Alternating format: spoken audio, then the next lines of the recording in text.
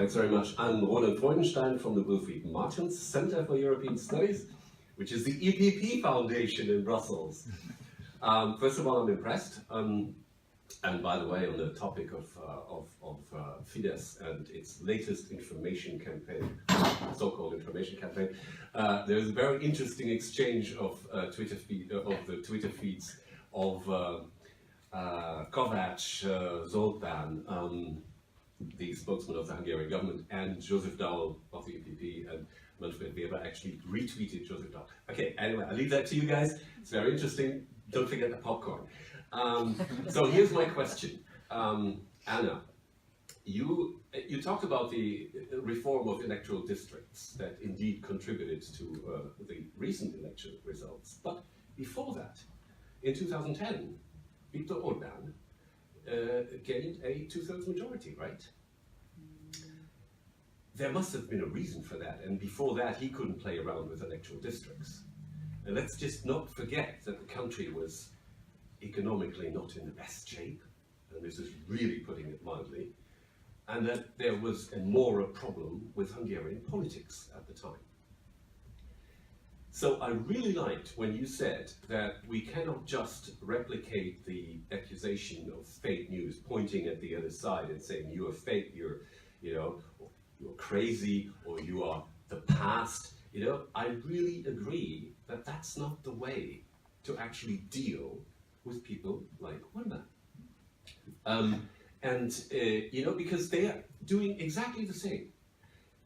You three impressive ladies right here, for people like Kovács Zoltán or Orban Viktor, are the past. You are some kind of hippies from the 70s of the 20th century. I'm paraphrasing here. And we can play that game forever. What I'm trying to say, and I trust you are up to this, is offer real alternatives and think what went wrong in 2010 and the years before. I think that would be a good start to improve the situation in Hungary. Thank you. Yes, of course, we never forgot that in 2010 they won that election, which was still a more fair system with 2/3. However, who told them to misuse that power? Like, just because you gain an impossible amount of power that you can even change the constitution without public debate or even debate with the opposition, it doesn't mean you have to misuse it. There is always, especially the Socialist Party keep mentioning nowadays about that once they also had 2/3 majority in a coalition with the Liberal Party back then, but they never used that power to destroy rule of law, to destroy check and balances. So, yes, you're right. We have to also, this is how Momentum also started. There's seriously something went really badly in the past 30 years. There were huge chances in the beginning of the 90s to finally create something better. And there were a lot of mistakes. Of course, we don't want to necessarily blame. Who are we to blame back? We were too young in order to judge people back then. But we want to learn from the past as well. However, it's a simplification to just looking for excuses that it was the economical surroundings and because it was a moral situation with politics and with the previous government. Don't forget that they already used populist tools, just like starting a referendum, 3 referendum against 3 really important reforms, and put it in a really easy populist way why Hungarians should vote against that, which was literally the last step in that government back. And it's also, don't forget, 2008, there were an economic crisis, which nobody foreseen. And they were, the only thing I can say that, again, he was smart enough, or Viktor Orban could take over the power already in 2008. But he was smart enough to wait till 2010.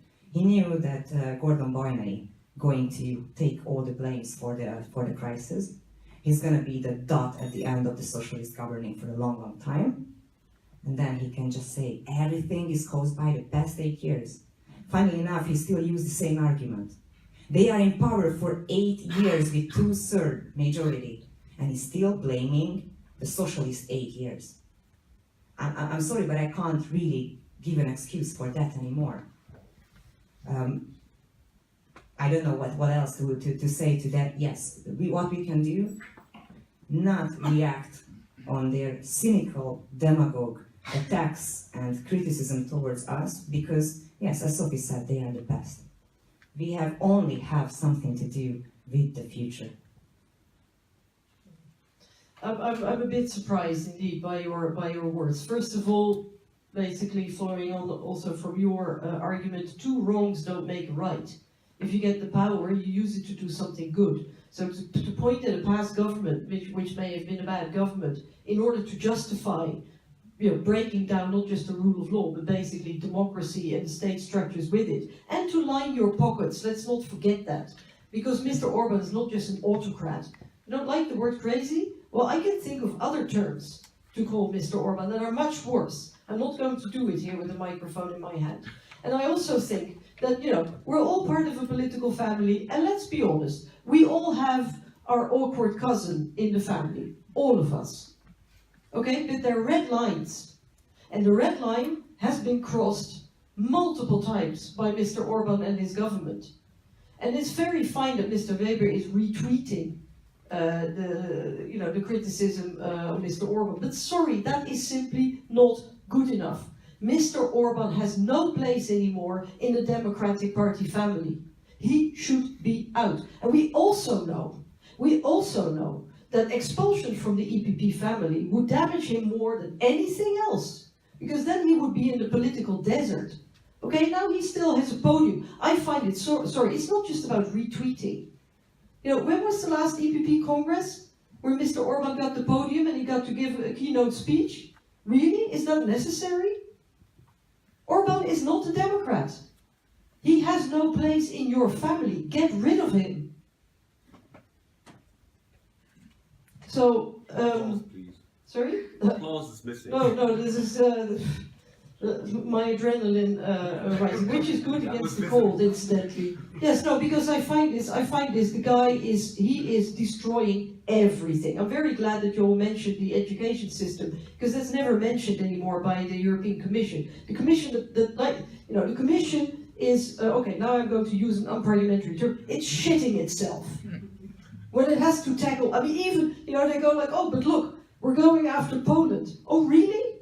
Really? They're only going after the judicial changes in Poland. So what about women's rights? What about academic freedom? What about freedom of education? How many years ago was it? It was fairly at the beginning, when Mr. Orban made sure that almost all the schools in the country were given into the hands of the Catholic Church. And when he then also made sure that other religions were eliminated or didn't get any support or recognition anymore. When he gagged the media. Okay, so this is not just about being l'enfant terrible, as Mr. Daul said. Well, that is the euphemism of the century. I'm sorry. And again, I'm not saying that, we liberals, we also have our, our awkward cousins in the family. And yes, of course, when somebody is part of your family, you're maybe, you tend to be a bit more cautious and maybe give a few warnings. But in the end, we are currently discussing with some of our member parties, and we're being pretty strict, saying, look, we're giving you all the chances to mend your ways and come back into the fold. But if you don't do that, then our ways have to part. And I can't remember exactly what year it was that Mr. Orban was still a young liberal. And our ways parted. And EPP should do the same. Because then he won't have the backing anymore. And this was what I also expect of Mr. Weber. Mr. Weber, who wants to be president of the European Commission. How can I trust him to be president of the European Commission if he doesn't have the balls to fight the demolition of the democratic rule of law in Hungary? If he doesn't do it now, then how will I know that he's going to do it when he's president of the European Commission? And that is the main question that he will have to answer in the campaign. Same goes for Mr. Timmermans, incidentally, or anybody else who wants to be president of the European Commission.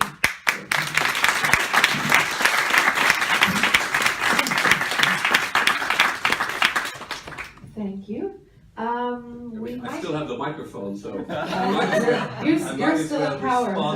Holding on to it. I think I've been misunderstood. I'm sorry, but I have to answer to this because this was very personal. You know? So I was not justifying anything. I was not justifying anything that Orban did with what happened before. I'm saying if Democrats like you want to win elections in the future in Hungary, they have to think what went wrong before 2010, right? I think we can agree on that. But that goes for all of us. Of course it does. Because it's not just about things going wrong. Because we all know that there are little Orbans all over the place. In Europe, in the United States, some of them are in power, others are not. I mean, if I look at my own country, there's the same brand of politicians who are hanging out with the same friends. Mr. Steve Bannon, for example. And you know, they're all adopting the same language, and they're all talking about George Soros being the evil spirit behind it. Now, you know, is everything perfect in my country? No. But honestly, it's one of the wealthiest, most developed, civilized countries in the world. You cannot seriously say that, you know, things that went wrong under other governments are a justification for the populists. So it's something else. I did not do that. How many times do I have to repeat that? I said it would be a good idea to think what went wrong in order to improve the future, right? I think that's a legitimate point. Absolutely, I didn't justify absolutely. anything Orban did. No, all I'm saying is that there's no connection. I didn't misunderstand you. All I'm saying is that there's not a connection between you know, objective problems or economic difficulties and populists coming to power because they have a better answer, because they don't. And I just want to add one thing. I only agree with you until a certain point.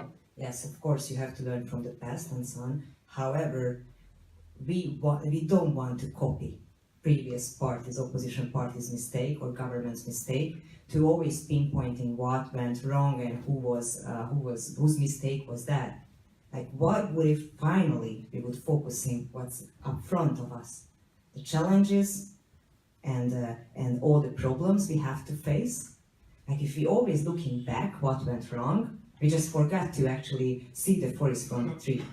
So I'm sorry, but I can't agree with you after this point that yes, there's a lot of things went wrong, but yes, we just want to do differently because yeah, every generation has their own mistakes. I'm not saying that we're going to be the new messiah, but we're just saying that yes, each generation has to have the chance to do it differently because we see the world differently. And from this perspective, I don't care what the socialist government screw up, and I don't care how went Viktor Orban from liberal to this demagogue, autocratic person.